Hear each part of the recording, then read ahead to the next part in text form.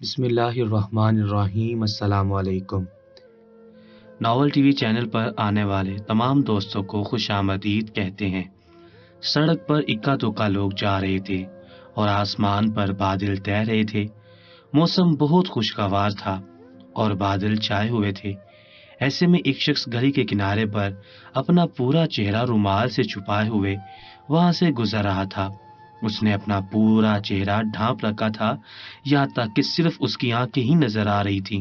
اس نے اپنے ہاتھ میں ایک بڑا سا تھیلا پکڑا ہوا تھا جس میں نہ جانے ایسی کیا چیز تھی جسے وہ بار بار غور سے دیکھا کرتا تھا اور احتیاط سے کبھی ایک ہاتھ سے دوسرے ہاتھ میں منتقل کر رہا تھا۔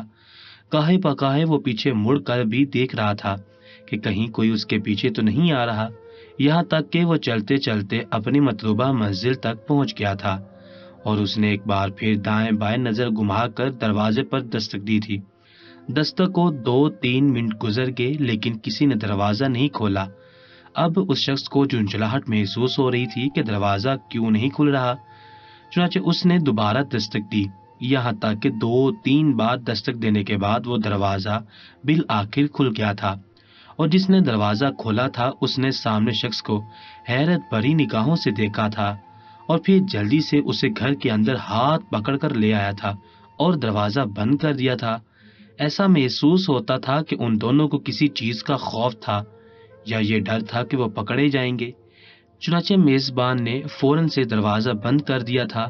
اب آنے والے نے اپنا رومال کھول دیا تھا اور بڑا سا تھیلا جس میں نہ جانے ایسی کیا چیز تھی کہ وہ جسے بار بار سنبھالنے پر مجبور تھا، اس میزبان کی طرف بڑھا دیا تھا۔ میزبان نے معنی خیز نگاہوں سے اس کی طرف دیکھا تھا اور پھر مسکرا دیا تھا۔ تم نے ذرا بھی دیر نہیں لگائی اور کل ہی میں نے کہا اور آج تم حاضر بھی ہوگے۔ واقعی تم ایک بہت اچھے بیپاری ہو۔ آنے والا شخص مسکرا دیا تھا اور پھر اس نے کہا تھا کہ دولت کا نشہ ہر ایک کو ایسا ہی چڑھتا ہے اور ابھی میرا نشہ تو نیا نیا ہے، اس لیے میں کوئی بھی کام کل پر نہیں چھوڑتا بلکہ اسے آج ہی کرنے کا عادی ہوں۔ اس لیے جب مجھے پتا چلا کہ تمہیں مال کی ضرورت ہے تو میں نے ایک لمحہ بھی دیر نہیں لگائی اور تمہارے پاس تمہارا مال لے کر پہنچ گیا۔ اس شخص نے فوراً سے اندر کی جانب قدم رکھے تھے اور وہاں موجود لکڑی کی ایک بوسیدہ الماری سے ایک لفافہ اٹھایا تھا اور اس شخص کی طرف بڑھا دیے تھے اور اسے کہا تھا کہ یہ رہا مال کا پیسہ، تم اسے حفاظت سے لے جاؤ۔ آج کل حالات ٹھیک نہیں ہے، اس لیے ضروری ہے کہ تم راستے میں بار بار اپنے لفافے کو دیکھتے رہنا، کہیں وہ خالی نہ ہو جائے۔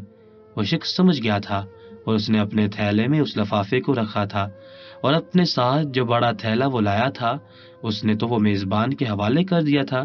میزبان نے اس شخص کو کہا تھا کہ وہ اگر رکنا چاہے تو رک سکتا ہے اور جانا چاہے تو جائے۔ ویسے اس کے حق میں بہتر یہی ہے کہ وہ اس وقت چلا جائے، کیونکہ اس وقت سورج کی روشنی ہر طرف پھیل چکی ہے اور روشنی ہر چیز کو واضح کر دیتی ہے، اس لیے میں نہیں چاہتا کہ تمہیں کوئی پہچان لے۔ مہمان سمجھ گیا تھا اور اس نے ہنستے ہوئے اس بات میں سر ہلا دیا تھا اور جلدی اس گھر سے نکل گیا تھا۔ میزبان نے دوبارہ سے کنڈی لگائی تھی اور پھر اس تھیلے میں سے احتیاطاً جو مال وہ لے کر آیا تھا وہ نکالا تھا، لیکن جیسے ہی اس نے مال نکالا تھا اس کے ساتھ ایک پرچہ گرا تھا۔ اس کاغذ پر کچھ لکھا ہوا تھا۔ اب اسے تشویش ہوئی تھی کہ یہ کیا ہے۔ جیسے ہی اس نے کاغذ اٹھایا اور پڑھا، اس کے چہرے کے تاثرات بدل گئے اور خوشی کی جگہ غصے نے لے لی۔ اس کا بس نہیں چل رہا تھا کہ وہ ابھی چند لمحے پہلے جانے والے میزبان مہمان کا گریبان پکڑے اور اسے کہے کہ یہ اس نے کیسا مال دیا ہے جس میں پہلے سے ہی کوئی عیب موجود ہے اور اس نے بتائے بغیر سارے پیسے اینٹ لیے تھے۔ اب اسے بہت زیادہ دکھ ہو رہا تھا کیونکہ اس نے اس کام کے لیے بہت عرصے سے پیسے جمع کر رکھے تھے اور آج جب اس نے سامان منگوایا تھا تو اس میں یہ کیا آیا تھا۔ وہ حیران رہ گیا تھا، اسے بالکل بھی توقع نہیں تھی کہ اس کے ساتھ یہ کھیل کھیلا جائے گا۔ اس کا بس نہیں چل رہا تھا کہ وہ جس لگا کر مہمان کے سر پر پہنچ جائے اور اس کا گریبان پکڑے اور اسے کہے کہ اس نے اسے عیب دار مال کیوں دیا۔ اس کاغذ میں مال کے عیب کی ساری تفصیل لکھی ہوئی تھی، لیکن یہ بات اسے اس وقت پتہ چلی جب اس نے پیسے ادا کر دیے تھے۔ اگر اسے پیسے ادا کرنے سے پہلے یہ بات پتہ چل جاتی تو وہ کبھی بھی اس مال کو قبول نہ کرتا اور यहाँ यही खेल उसके साथ किया गया था, उसे धोखा दिया गया था, लेकिन अब वो मजबूर हो चुका था। ये माल इतना ज्यादा नाजुक था कि वो उसे फौरी तौर पर तलफ भी नहीं कर सकता था। अब वो ये सोच रहा था कि जिस तरह से उसे धोखा दिया गया है, वो कैसे किसी को इस तरह धोखा देकर इस माल से निजात हासिल कर ले। उसने अपने जहन में जमा तफरीक करनी शुरू कर दी थी, लेकिन उससे कुछ समझ नहीं आ रहा था। उसका जहन मौफ हो रहा था, लेकिन उसे खुद पर इतना जरूर यकीन था कि वो कुछ ना कुछ इस माल का जरूर करेगा। सुल्तान मुअज्जम उस वक्त अपने महल के बागीचे में मौजूद थे और वहां टहल रहे थे। दूसरे लफ्जों में चहलकदमी कर रहे थे। उनकी तबीयत 2-3 दिन से नासाज थी और उन्हें हकीम ने आराम का मशवरा दिया था, लेकिन सिर्फ एक दिन आराम के बाद ही वो उकता गए थे और उन्हें वैसे भी सल्तनत की एक बहुत बड़ी जिम्मेदारी दी गई थी। उन्हें बहुत से उमूर निपटाने थे, बल्कि ये उनका रोजमर्रा का काम था, इसलिए वो ज्यादा देर तक आराम नहीं कर सकते थे। अभी भी उन्होंने तमाम इदारों की एक आला सरकारी दावत की थी, जिसमें उन्होंने अहम उमूर पर उनसे बातचीत की। और इसके बाद जब उन्हें महसूस हुआ कि वो काफी देर सल्तनत के कामों में खुद को मसरूफ रखने के बाद थक गए हैं, उनके जिस्म में थकन महसूस हो रही है, तो वो चहलकदमी के लिए और खुद को तरोताजा करने के लिए महल के बागीचे की तरफ निकल आए थे। वहां पर आती ठंडी हवा ने उनके मिजाज पर एक अच्छा असर डाला था। अभी वो चहलकदमी कर ही रहे थे कि एक शख्स आया था और उनसे मुलाकात की ख्वाहिश का इजहार किया था। सुल्तान मुअज्जम चूंकि उस वक्त बहुत ज्यादा थके हुए थे, इसलिए उन्होंने मना करना चाहा था, लेकिन उस शख्स ने सुल्तान से कहा था कि मेरे पास आपको देने के लिए एक अहम खबर है।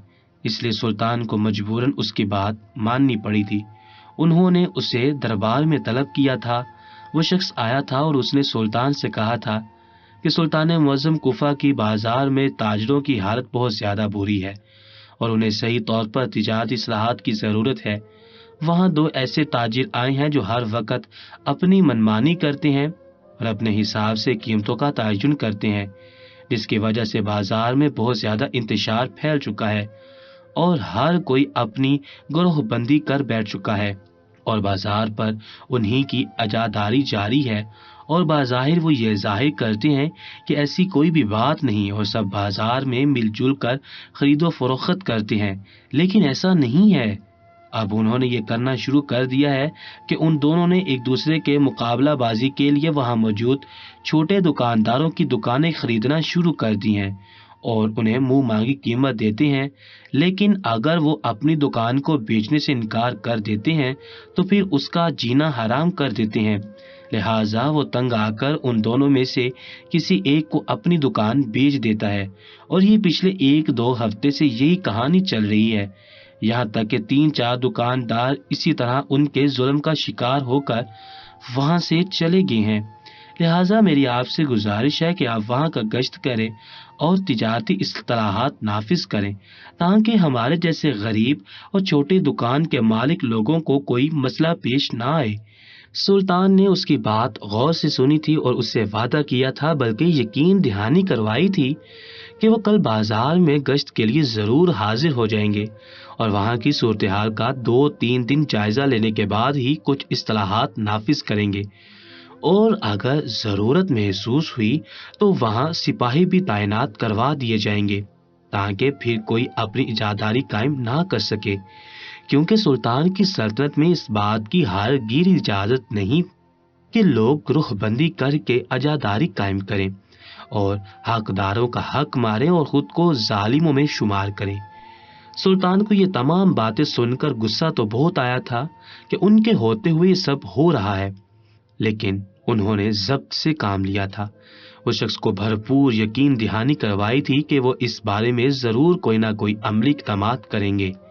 चुनाचे उन्होंने अगले दिन ही गश्त करने का फैसला कर लिया था और वो कुफे के बाजार की तरफ अगले दिन का सूरज तुलू होते ही रवाना हो गए थे। सुल्तान को जब से बाजार की हालत की खबर हुई थी वो बेचैन हो गए थे।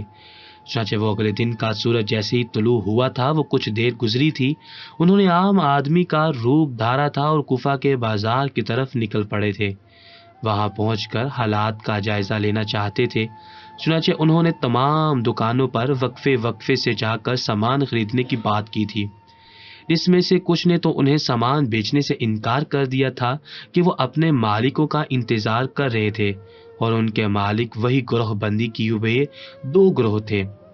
سلطان کو سخت غصہ آیا تھا اور انہیں اس شخص کی صداقت کا یقین آ گیا تھا جس نے انہیں بازار کی حالت کی خبر پہنچائی تھی۔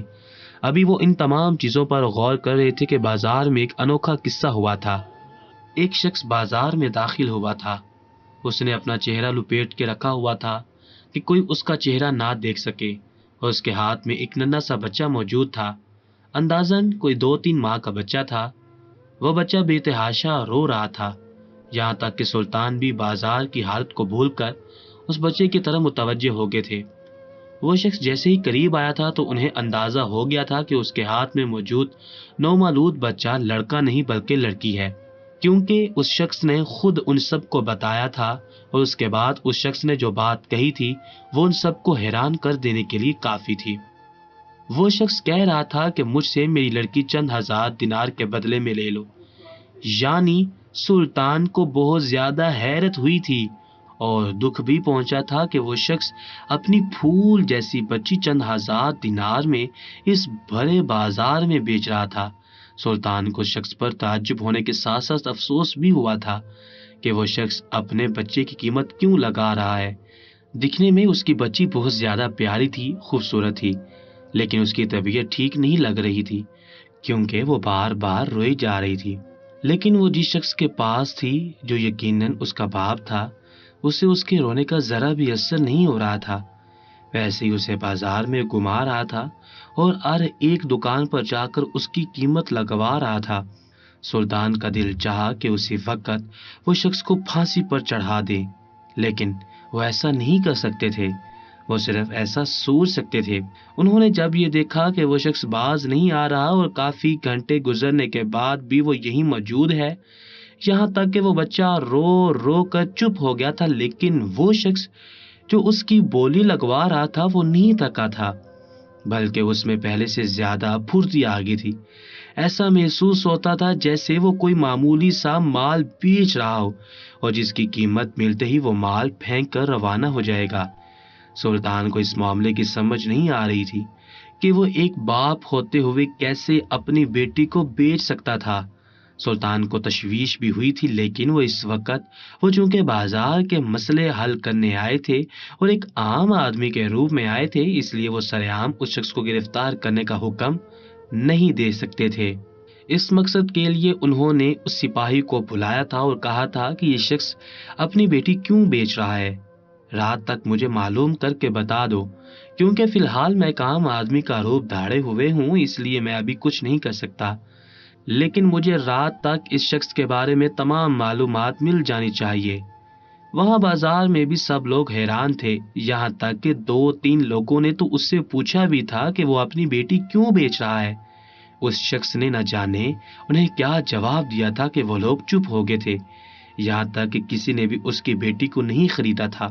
وہ شخص یہ بھی نعرہ لگا رہا تھا کہ کوئی بے اولاد ہی اس کی بیٹی کے چند ہزار دینار اسے ادا کر دے، وہ بہت زیادہ ضرورت مند ہے۔ یہ بات سنتے ہی سلطان کو عجیب سا محسوس ہوا تھا، چنانچہ وہ ایک کونے میں چھپ کر بیٹھ گئے تھے اور سپاہی کو جانے کا حکم دے دیا تھا اور خود اس واقعے کی تحقیقات کرنا چاہتے تھے۔ چنانچہ وہ شخص کے جانے کا انتظار کرنے لگے تھے۔ شام ہو گئی تھی، لیکن وہ شخص اس بچی کو بھوکا پیاسا اسی بازار میں گھما رہا تھا اور اس کے دام لگوا رہا تھا۔ سلطان کو بہت زیادہ غصہ بھی آ رہا تھا، لیکن وہ صبر کرنے پر مجبور تھے اور تحمل سے کام لے رہے تھے اور شخص کے بازار سے جانے کا انتظار کر رہے تھے تاکہ وہ اس کا پیچھا کر سکے اور معاملے کو جان سکیں کہ آخر وہ اپنی پھول سی بچی کے دام کیوں لگوا رہا ہے اور کیوں اسے بیچنا چاہتا ہے۔ آخر اسے ایسی کیا ضرورت پیش آ رہی ہے کہ اسے یہ قدم اٹھانا پڑ رہا ہے۔ چنانچہ سلطان وہیں بیٹھ کے تھے اور جیسے ہی شام ڈھلنے لگی تھی اور وہ واپسی کے قدم اٹھانے لگا تھا تو سلطان اس کے پیچھے ہو گئے تھے، یہاں تک کہ وہ پیدل چلتے چلتے سلطنت کے آخری بستی کی طرف نکل گیا تھا۔ سلطان تھک گئے تھے، لیکن انہیں اس واقعے کی تحقیق کرنی تھی۔ وہ جس علاقے میں آیا تھا وہ جھاڑیوں میں بھرپور تھا، جگہ جگہ درخت اگے ہوئے تھے اور جھاڑی دار درخت لگے ہوئے تھے۔ سلطان احتیاط سے قدم رکھ رہے تھے یہاں تک کہ وہ ایک گھر میں داخل ہوا تھا۔ اس سے پہلے کہ سلطان بھی اس گھر میں داخل ہوتے انہیں پاؤں پر کسی چیز کے کاٹنے کا احساس ہوا تھا اور شدید درد اٹھا تھا۔ انہوں نے غور کیا تھا تو انہیں معلوم ہوا تھا کہ جھاڑی میں ایک سانپ نے انہیں کاٹ لیا تھا، کیونکہ انہوں نے سانپ کو اپنے بل میں جاتے ہوئے دیکھ لیا تھا۔ اب سلطان کو افسوس ہو رہا تھا کہ وہ شخص کا مزید پیچھا نہیں کر سکتے تھے کیونکہ تکلیف بڑھ گئی تھی۔ سلطان نے فوری طور پر اپنے پاؤں پر ایک بڑا سا خنجر سے زخم لگایا تھا اور خون بہنے دیا تھا تاکہ سانپ کا زہر نکل جائے، لیکن اب انہیں فوری طور پر محل پہنچنا تھا۔ اس مقصد کے لیے انہوں نے اپنے ساتھ چند قدم کے فاصلے پر ایک سپاہی بھی رکھا ہوا تھا، وہ بھی ان کے ساتھ ہی موجود تھا۔ چنانچہ وہ دوڑ کر ان کے پاس گیا تھا اور اس نے انہیں گھوڑے پر بٹھا کر تیزی سے اینٹ لگائی تھی تاکہ سلطان کے زخم کا علاج کیا جا سکے۔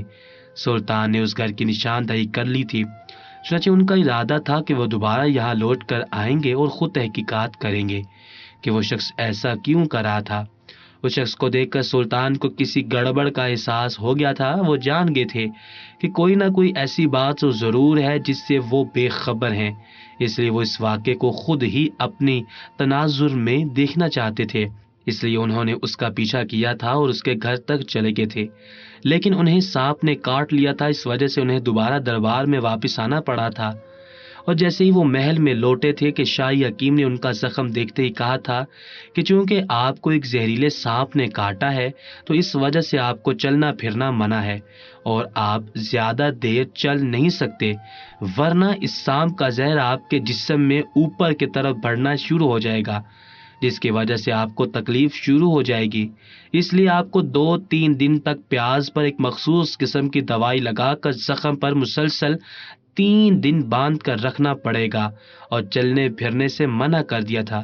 اب سلطان کے ذہن میں وہی واقعہ بار بار منظر عام کر رہا تھا، اس لیے بالآخر انہوں نے اپنے ایک سپاہی کو اجازت دی تھی اور کہا تھا کہ سلطنت کی فلاں بستی میں جا کر اس گھر میں موجود شخص سے یہ بات معلوم کرے، یہاں تحقیقات کرے کہ وہ شخص اپنی بیٹی کیوں بیچ رہا تھا۔ سپاہیوں نے سلطان کے حکم کی تعمیل کی تھی اور وہاں سے روانہ ہو گئے تھے، ورنہ سلطان سے کوئی بیعت نہیں تھی کہ وہ اپنے زخم کی پرواہ کیے بغیر وہاں سے روانہ ہو جائے۔ اس لیے انہوں نے فوراً سے سلطان کی بات پر عمل کیا تھا اور تحقیقات کے لیے سلطان کے بتائے ہوئے پتے پر روانہ ہو گئے تھے۔ وہاں پہنچ کر انہوں نے دروازہ بجایا تھا اور اندر داخل ہو کر اس شخص کو دیکھا تھا۔ وہاں وہ شخص اسی بچی کو لے کر بیٹھا ہوا تھا۔ بچی مسلسل رو رہی تھی اور وہ شخص اپنا کوئی کام کر رہا تھا۔ انہیں دیکھ کر کھڑا ہو گیا تھا اور حیران ہو گیا تھا کہ یہ لوگ کون ہیں۔ سلطان کے سپاہیوں نے اپنی شناخت ضائع نہیں کی تھی، بلکہ انہوں نے مسافر بن کر کہا تھا کہ ہم یہاں سے گزر رہے تھے تو ہمیں بچے کے رونے کی بہت زیادہ آواز آ رہی تھی، اس لیے ہم یہاں خیریت پوچھنے آ گئے ہیں۔ وہ شخص تھوڑی دیر خاموش رہا تھا اور پھر اس نے رونا شروع کر دیا تھا اور کہا تھا کہ میں 10 بچوں کا باپ ہوں اور یہ میری 11ویں بچی ہے۔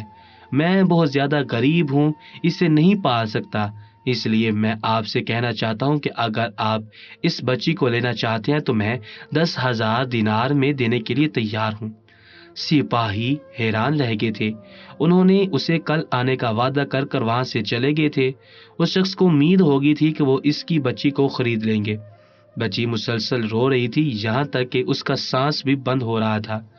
اس شخص نے سپاہیوں کی موجودگی کی وجہ سے اس بچی کو اٹھا لیا تھا اور اسے چپ کروایا تھا۔ سپاہیوں نے ایک بات محسوس کی تھی کہ وہ بچی بہت نیچی آواز میں روتی تھی۔ جب وہ روتی تھی تو اس کی آواز بہت کم نکلتی تھی، لیکن چونکہ وہ ویرانے میں رہتا تھا تو بچی کی اتنی کم آواز بھی وہاں گونج رہی تھی، اسی وجہ سے سپاہیوں کو یہ بہانہ مناسب لگا تھا۔ وہ شخص پر یہ بات کر کے دوبارہ محل میں آ گئے تھے اور انہوں نے سلطان سے سارا قصہ کہہ سنایا تھا۔ سلطان نے سپاہیوں کو باغور دیکھا تھا اور انہیں کہا تھا کہ میں نے بازار میں یہ بات محسوس کی تھی اور اب تمہاری باتوں سے بھی اندازہ لگا رہا ہوں کہ وہ شخص صاف جھوٹ بول رہا ہے، کیونکہ میں نے خود اسے دیکھا تھا کہ جب وہ بچی رو رہی تھی تو اسے کوئی پرواہ نہیں تھی، یہاں تک کہ اگر کوئی دوسرا انسان بھی ہوتا تو اس بچی کے رونے پر بے چین ہو جاتا اور اسے چپ کروانے کی بھرپور کوشش کرتا۔ لیکن یہ ایک ایسا باپ تھا جو اپنے خون کے رونے پر بھی ایک لمحے کے لیے بھی نہیں گھبرایا تھا، बल्कि वो बेपरवाह सा यहाँ से वहां घूम रहा था। ऐसा महसूस होता था जैसे बच्ची के रोने की आवाज उसके कानों में जा ही नहीं रही। औलाद के दरमियान तो मोहब्बत को ज़रब देते हैं, तकसीम नहीं करते। इसी वजह से मैंने अंदाजा लगाया था कि वो शख्स उस लड़की का बाप तो हो नहीं सकता जो उसके रोने पर बेचैन ना हो और जो उसे चुप ना करवाए। यहीं से मैंने अंदाजा लगा लिया है कि वो शख्स कहानी गढ़ रहा है। इसलिए सुल्तान ने अगले दिन का इंतजार नहीं किया था, बल्कि दूसरे 2 सिपाहियों को हुक्म दिया था कि वो शख्स की जासूसी करे और अगले दिन का सूरज तलू होने के बाद उन्हें सारी सच्चाई से आगाह करे। और याद रखें कि अगर तहकीकात मुकम्मल नहीं की गई, कोई भी झोल छोड़ गया, तो सुल्तान उस बच्ची की मौत की जिम्मेदारी उन सिपाहियों के सर पर डाल देंगे और उन्हें सजाए मौत होगी, क्योंकि सुल्तान को अच्छी तरह मालूम था कि वो शख्स किसी और ही काम में मुलव्विस है और वो अपने इस धंधे को छुपाने के लिए ड्रामे कर रहा है। चुनांचे सिपाही फौरन रवाना हो गए थे और उसके घर के पास पहुंचे थे। आधी रात गुजर चुकी थी, अब रात का आखिरी पहर दाखिल हो रहा था। वो वहां झाड़ियों में छुप गए थे और उसके घर के बाहर देखने लगे थे। काफी देर गुजर गई थी कि वो शख्स बाहर निकला था और किसी की तलाश में यहाँ वहां नजर घुमाई थी और फिर दोबारा अंदर चला गया था। सिपाही अलर्ट हो गए थे और वो मजीद आगे देखकर मंजर देखने लगे थे। थोड़ी देर बाद गली के नुक्कड़ पर एक शख्स निकला था। उसने अपने आप को रुमाल में लपेटा हुआ था और उसके हाथ में बड़े से 2 थैले मौजूद थे। वो शख्स हाथ में पकड़े थैलों को सीने से लगाए उस शख्स के घर के अंदर दाखिल हुआ था। वो जैसे ही वहां दाखिल हुआ, सिपाही फौरन से झाड़ियों के पास से निकलकर बराबर वाले बोसीदा मकान की छत पर आ गए थे और वहां से उस घर का मंजर देखने लगे थे। और दोनों की आवाजें भी बिल्कुल वाज़ेह तौर पर आ रही थी, क्योंकि बराबर वाला घर बिल्कुल खाली था। जो शख्स थैला लेकर अंदर आया था, उसने एहतियातन थैले वहां मौजूद चारपाई पर रख दिए थे और फिर उसमें से 2 प्यारी और फूल जैसी बच्चियां, जो तकरीबन 2 से 3 महीने के दरमियान थी, निकाली थी। सिपाही हैरान रह गए थे। अब वहां 3 लड़कियां जो कि नौमौलूद थी मौजूद थी। दूसरा शख्स जो बाजार में अपने बच्चे को बेच रहा था, वो शख्स को गुस्से से कह रहा था कि तुमने जो खराब माल मुझे दिया है वो अब तक नहीं बिका। अगर ये कल तक नहीं बिकेगा तो फिर ये कल ही ले जाना, और अब तुम मुझे गारंटी दो कि उस नए माल में कोई खराबी नहीं होगी, क्योंकि कल हमें मुकर्ररा जगह पहुंचकर इनिकात करवाना है और अगर कोई खराबी होगी तो हमें हार का सामना करना पड़ेगा। लिहाजा अगर मुझे हार हुई तो उसके जिम्मेदार तुम ही होगे। सिपाहियों को समझ नहीं आ रहा था कि वो कौन सी हार जीत की बात कर रहे हैं और कल उन्हें कहाँ जाना है। अब उन्हें ये सारी बात बताने सुल्तान मुअज्जम के पास जाना था। उन्हें समझ नहीं आ रहा था कि वो उन बच्चियों को इन लोगों के चंगुल से बाजियाब करवाएं या फिर सुल्तान को जाकर सारी बात बताएं। अभी वो इसी कश्मकश में थे कि वो दोनों उन तीनों नौमौलूद बच्चियों को छोड़कर कहीं जाने की तैयारी कर रहे थे। सिपाहियों में से एक सिपाही ने सोचा था कि वो इन बच्चियों के पास इनके जाने के बाद ठहर जाएगा ताकि इनकी हिफाजत कर सके, और दूसरे सिपाही को उसने कहा था कि वो जाकर सुल्तान को सारी मालूमात पहुंचा दे कि ये लोग किसी गैर कानूनी काम में मुलव्विस हैं। लेकिन अभी तक हमें ये नहीं पता चल सका कि ये कौन से गैर कानूनी काम में मुलव्विस हैं। ये लोग कल सुबह कहीं जाने की बात कर रहे थे, चुनांचे सुल्तान को वैसे ही खबर पहुंचा दी जाए। एक सिपाही वहां ठहर गया था और दूसरा सुल्तान को खबर देने के लिए महर रवाना हो गया था। सिपाही ने जैसे ही सुल्तान को आकर सारी सूरत से आगाह किया था कि सुल्तान बेचैन हो गए थे, और वैसे भी हकीम ने उन्हें 3 दिन आराम का कहा था और आज तीसरा दिन खत्म हो चुका था। चुनांचे सुल्तान अपने बिस्तर से उठ खड़े हुए थे और सिपाही की बात सुनते ही वो सब बेचैन हो गए थे और उन्होंने उस घर में जाने का फैसला कर लिया था, क्योंकि सिपाही ने उन्हें बताया था कि वहां उस घर में उस वक्त 3 नौमौलूद बच्चियां मौजूद हैं और उन्हें किसी धंधे में बेचने वाले लोग किसी काम से बाहर गए हुए हैं। इसलिए सुल्तान फौरन से उस जगह सिपाही के हमराह जाने के लिए तैयार हो गए थे और घोड़े पर बैठकर वहां का रुख किया था। सुबह की हल्की हल्की रोशनी फैल चुकी थी और वो लोग तब उस घर में पहुंच चुके थे। वहां पहले से उनका एक सिपाही मौजूद था। सुल्तान को बताया था कि सारी रात वो बच्ची जो पहले भी बाजार में बेचने के लिए वो शख्स लाया था रोती रही थी, यहाँ तक कि रोते रोते ही सो गई थी। جبکہ دوسری دونوں بچیاں خاموش ہیں اور جب روتی ہیں تو ان کی آواز بھی بلند ہے۔ سلطان کو شک ہو گیا تھا کہ اس بچی میں کوئی بیماری ہے، اس لیے انہوں نے سپاہی سے کہا تھا کہ ان دونوں صحیح سلامت بچیوں کو یہی چھوڑ دیتے ہیں اور ان کی جاسوسی کرتے ہیں کہ وہ ان دونوں کو لے کر کہاں جاتے ہیں، جبکہ یہ بچی بیمار ہے، اس لیے اس کو لے کر ہمیں فوراً چاہیے حکیم کے پاس جا کر اس کا علاج کروانا۔ وہ بچی مسلسل روتی رہی تھی اور سوتی رہی تھی۔ یہ کسی صحت مند بچے کی علامت نہیں تھی۔ سلطان معلوم کرنا چاہتے تھے کہ اس بچے میں ایسا کیا عیب تھا کہ وہ شخص اس کو بیچنے پر مجبور تھا، اور دوسری دو بچیاں کن کاموں کے لیے اس گھر میں آئی تھی۔ یہ ایک معمہ تھا جو ابھی حل نہیں ہو سکا تھا، لیکن سلطان کو یقین تھا کہ کل جب ان کے سپاہی اور وہ ان دونوں اشخاص کا پیچھا کریں گے تو انہیں اچھی طرح معلوم ہو جائے گا کہ وہ یہ ننھی اور نومولود بچیاں کہاں سے لاتے ہیں اور کس جگہ استعمال کرتے ہیں۔ سلطان نے فوراً سے اس روتی ہوئی بچی کو اٹھایا تھا، اپنے سینے سے لگایا تھا، اس کا ماتھا چوما تھا اور پھر گھوڑے پر بیٹھ چکے تھے، اور سپاہی کو حکم دیا تھا کہ وہ جتنا زیادہ گھوڑے کو دوڑا سکتا ہے اتنا زیادہ دوڑا دے تاکہ محل پہنچ کر جلد از جلد اس بچی کا علاج کیا جا سکے۔ سپاہی نے ایسا ہی کیا تھا، اور دوسری طرف سلطان نے دوسرے سپاہی کو حکم دیا تھا کہ وہ ان دونوں اشخاص کے آتے ہی وہاں تک ٹھہرا رہے اور سلطان کے آنے کا انتظار کرے، کیونکہ سلطان بچی کو شاہی حکیم کے حوالے کرنے کے بعد دوبارہ یہاں لوٹ کر آئیں گے اور ان دونوں اشخاص کا پیچھا کریں گے۔ چنانچہ سلطان اس روتی ہوئی بچی کو لے کر محل میں آگے تھے اور شاہی حکیم کو بلا بھیجا تھا۔ شاہ حکیم نے جیسے ہی بچی کا معائنہ کیا تھا تو اس پر لپٹا کپڑا ہٹانے کا حکم دیا تھا، اور جیسے ہی اس کی نظر اس بچی کے جسم پر پڑی تھی تب انہیں اندازہ ہو گیا تھا کہ اس بچی کے دل میں کوئی مسئلہ ہے، کیونکہ اس کا پورا جسم نیلا ہو رہا تھا اور اس سے سانس لینے میں دشواری ہو رہی تھی۔ اسی وجہ سے وہ بہت زیادہ کم آواز میں رو رہی تھی اور اس کی آواز نکل نہیں رہی تھی۔ شاہی حکیم نے اسے دوا دی تھی تو وہ سکون سے سو گئی تھی، لیکن جب انہوں نے اس کا مکمل معائنہ کیا تھا اور جب اس کے دل کی دھڑکن دیکھنے کے بعد شاہی حکیم کو اندازہ ہو گیا تھا کہ اس بچی کے دل میں سوراخ ہے، اسی وجہ سے یہ بہت زیادہ تکلیف میں ہے اور اسی وجہ سے وہ شخص اسے بیچنا چاہتا ہے کہ وہ اس کے کسی کام کی نہیں ہے۔ اس بچی کی عمر بہت زیادہ کم ہے، کیونکہ دل میں سوراخ ہونے کی وجہ سے اسے سانس لینے میں دشواری آ رہی ہے اور یہ سانس کبھی بھی اکھڑ سکتی ہے۔ شاہی حکیم کی بات سنتے ہی سلطان کی آنکھوں میں آنسو آ گئے تھے، لیکن انہوں نے ضبط سے کام لیا تھا اور شاہی حکیم سے کہا تھا کہ وہ اس بچی کا علاج جاری رکھیں، اور اس کے بعد وہ دوبارہ سپاہی کے ہمراہ اس جگہ پہنچ گئے تھے۔ وہاں پہنچے انہیں معلوم ہوا تھا کہ وہ دونوں شخص ابھی لوٹے نہیں ہیں، ابھی وہ آپس میں یہی باتیں کر رہے تھے کہ آہٹ محسوس ہوئی تھی۔ تو سلطان اپنے دونوں سپاہیوں کے ہمراہ چھپ گئے تھے اور انہوں نے لوگوں کو تیزی سے آتے اور ان دونوں نومولود بچیوں کو اٹھاتے ہوئے دوبارہ جاتے ہوئے دیکھا تھا۔ ان کے خیال میں تھا کہ تیسری بچی بھی وہیں پر موجود ہے، لیکن سپاہی نے وہاں چارپائی پر 3-4 کپڑوں کو اس طرح باندھ کر رکھا تھا کہ ایسا محسوس ہو رہا تھا کہ وہ ننھی بچی وہیں موجود ہے، اس لیے انہیں شک نہیں گزرا تھا۔ جیسے ہی وہ جانے کے لیے مڑے تھے، سلطان اپنے دونوں سپاہیوں کے ساتھ ان کے پیچھے گئے تھے، یہاں تک کہ وہ بہت بڑے میدان میں آگے تھے، اور یہ میدان سلطنت سے کافی دور ایک بستی میں واقع تھا جہاں پہلے سے ایک گروہ موجود تھا۔ وہاں اونٹ تھے اور اونٹوں پر ان نومولود بچوں کو رسی سے باندھا جا رہا تھا۔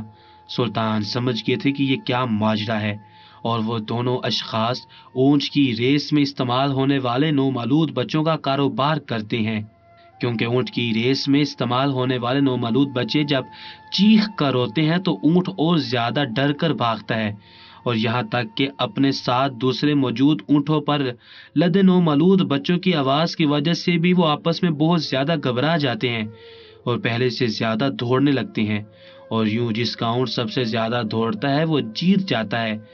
لیکن یہ ایک انتہائی غیر قانونی عمل تھا اور یہ پہلے عربوں میں اس کا رواج قائم تھا، لیکن سلطان کی سلطنت میں ایسا کوئی کھیل قائم نہیں تھا، اور یہ کھیل نہیں تھا بلکہ نومولود بچوں کی زندگی اور موت کا کھیل تھا، جس میں اکثر نومولود بچے اونٹ کے ایک دوسرے سے گھبرا کر بھاگنے کی وجہ سے اور ٹکرانے کی وجہ سے گر کر ان کے پیروں تلے آ جاتے تھے اور ہمیشہ ہمیشہ کے لیے زندگی کی بازی ہار جاتے تھے۔ وہ دونوں افراد نہ صرف اس ریس کا حصہ تھے بلکہ وہ اس ریس کے لیے نومولود بچیاں پہنچانے کا کام بھی کرتے تھے۔ انہوں نے سلطان کے غیظ و غضب کو آواز دے ڈالی تھی اور سلطان ہرگز یہ ظلم اپنی سلطنت میں نہیں ہونے دے سکتے تھے۔ چنانچہ انہوں نے اسی وقت سپاہیوں کو حکم دیا تھا کہ ان دونوں افراد کو گرفتار کریں اور تمام بچیوں کو بازیاب کروا دیا جائے۔ وہ دونوں افراد محل لائے گئے تھے اور ان سے پوچھ گچھ کی گئی تھی، اور تحقیقات کے دوران معلوم ہوا تھا کہ وہ لوگ بچے اغوا کرنے کے بعد ان کا کاروبار کرتے تھے اور زیادہ تر انہیں بچے دائیاں بھی پہنچا دیا کرتی تھی۔ یعنی سلطان نے ان دو افرادوں کو پکڑ کر ایک پوری مافیا کو پکڑا تھا جس کے پیچھے یہ گھناؤنا کاروبار چل رہا تھا۔ سلطان کو یقین نہیں ہو رہا تھا کہ انسان اتنا ظالم بھی ہو سکتا ہے کہ وہ اتنے نومولود بچوں کو بھی اپنے مقصد کے لیے استعمال کر سکتا ہے۔ سلطان نے اسے بایک وقت ان دونوں کی گردن اڑا دی تھی اور پوری سلطنت میں جو جو اس مافیا سے منسلک تھا جگہ جگہ چھاپے مار کر ان تمام کی گرفتاریاں کی گئی تھی۔ ان تمام لوگوں کو ایک قطار میں کھڑا کر کے سر تن سے جدا کرنے کی سزا دی تھی۔